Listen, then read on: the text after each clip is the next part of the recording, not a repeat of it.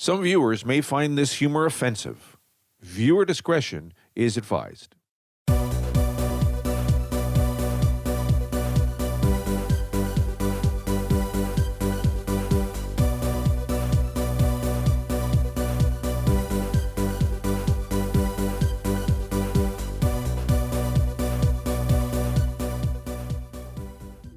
Hey, it's me, Romano, the Superlative Pig.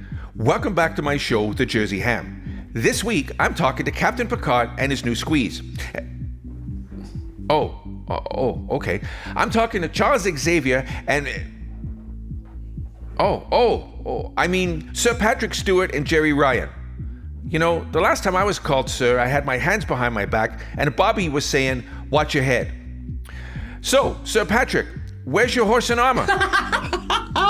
That's so unkind. So, the two of you are in that new Star Wars Picard show there. How long have you been into that science fiction stuff? I came to be a science fiction fan well after I was involved in science fiction, to be perfectly honest. It was never what I watched when I was growing up. I was aware of Star Trek. I'd seen a few episodes of the original series when I was a kid. But yeah, I came to it quite late. I actually started watching Star Wars before I started watching Star Trek, and then I came to love Star Trek. Yeah, you know, I was originally going to be cast as that yoga guy in Star Trek there because Jimmy Henson was so impressed with my performance in Pigs in Space that he recommended me to George Lucas that I be cast as that yoga guy. You know, that yoga guy had quite an important role in Star Trek. Had I not had to back out because of a prior commitment with Mr. Vitti, that would have been me. So what did you think of that yoga guy anyway? I think that he contained within his character, his nature and his actions, those elements that have made Star Trek valuable to people. Because it really has. It is reassuring, confidence boosting, and determined to create a better world. You know, when they did that Muppets Today show in the 90s, they rebooted that Pigs in Space as Deep Dish 7, Another Generation, and I heard they're going to make a reboot again. And I could probably get the two of you on that new show with me. What do you think about that? Oh, it's incredible. I mean, as an actor, it's amazing to be able to play characters that are this rich and this, you know, have this huge an arc of development, but to play a character that people are interested in seeing 20 years on is pretty remarkable. Check out my appearance on Pigs in Space. Vinny, want to roll that clip? Yeah. I'm not awfully keen on this spaceship, Master Luke. It's so messy. Cakes, half-eaten sandwiches. Oh, will you stop? You don't hear R2 complaining, do you? Yes, I do. He just said it's like a pigsty. Yeah, get your trash can to clean it up. So yeah, you know, with that reboot, I heard Miss Piggy isn't all that interested in doing it because she's the new madam at the Bada Boom, making sure that all the quotas are being made. Maybe you could take over her character there, Jeri? Of course. Yeah. I think any character that you're coming back to 20 years on, you're going to feel a responsibility to that character that you played for so many years. But especially in a franchise like this, with a fan base that is so passionate and so loyal and so much more well-versed than any of us will ever be about the minutia of every aspect of the franchise. Sounds like you got a pretty good handle on it, and you could pick that character up quite easily. So what do you think about it there, Patrick? Have you heard anything about it? And I've heard talk of an animated series as well. I'm not quite sure how I feel about being an animated character. They probably won't include me. So yeah, you know, Mr. Vitti never missed an episode of Pigs in Space.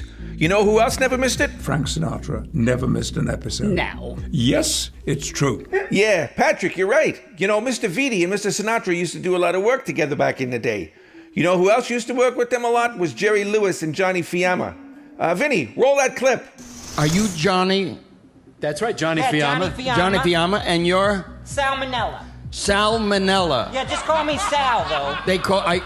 I can call you Sal? Yeah, just Sal. Well, it's really nice that you came over to see me. Thank you, Jeri. You know, it's very exciting to be here, of course, with you. And I know that you guys work very well together, but you do know that this is a very important gig tonight. Well, absolutely, and I think I ought to mention, John, it's not a paid gig, you know.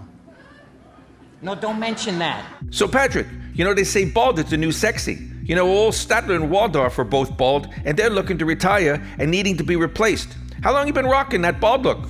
I lost my hair when I was 19. It was Really? gone. Yeah. And I was a student, and all my pocket money went on treatments, for hair loss, but more than losing my hair was the idea that romance would just vanish out of my life. I didn't. Well, there you go, Patsy. Pity sex is still a thing. Looks like all your millions are going to help you out. Looks like your new squeeze Jeri is all for it. Right, Jeri? He's wonderful. So it's a pleasure to finally get to play with him. And he's, Yes, I mean, it is. So, Jeri, I guess you must have heard about how good Sir Patrick was to jousting, eh? he's got a bit of a reputation. Oh, I wasn't thinking of me. I think he's got a future, kid. You should keep it there. Do you think so? Okay. Well, I almost abandoned hope. So I'm crashing the next Oscars, and I'm thinking of asking Lizzo to come with me on the red carpet, because she's quite the flute player. Her husband can't do it. I can't do it. You're in good company. Wait a sec. I thought you played the flute. Hey, Vinny, we got that clip of Sir Patsy playing the flute? But I heard you're brilliant.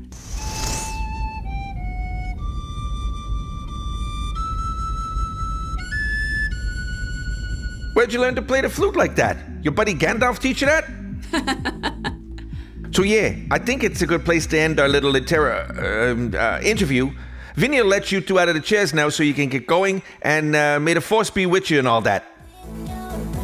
So don't forget, if you like what we're doing, like, subscribe, and leave a comment, but nothing too incriminating, because Vinny may have to come over and paint the walls.